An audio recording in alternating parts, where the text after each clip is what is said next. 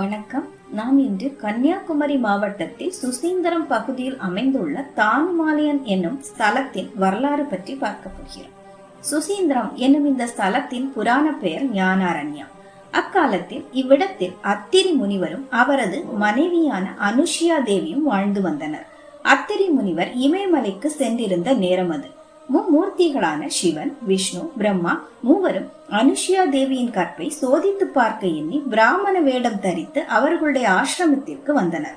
அனுஷியா தேவியும் அவர்களை வரவேற்று உணவு பரிமாற தொடங்கினார். ஆனால் மும்மூர்த்திகளும் அதனை மறுத்தனர். தாங்கள் ஒரு விரதம் இருப்பதாகவும் ஆதலால் தங்களுக்கு உணவு பரிமாறுபவர்கள் ஆடை அணிந்து உணவு பரிமாறக்கூடாது எனவும் கூறினர். இதனை கேட்டு அதிர்ந்தார் அனுஷியா தேவி. அதிர்ந்து நின்றது சில நிமிடங்கள் மட்டுமே. சட்டென தெளிந்த அனுஷியா தேவியும் தாங்கள் கூறியவாறே செய்ய தான் சித்தமாக உள்ளதாக கூறி ஆசிரமத்தின் உள்ளே சென்றார். தன் கணவனின் கால்களை கழுவிய நீரை கொண்டு வந்து அவர்கள் மூவரின் மீதும் தெளித்தார். அவர்கள் மூவரும் பச்சிளம் குழந்தைகளாக மாறினர்.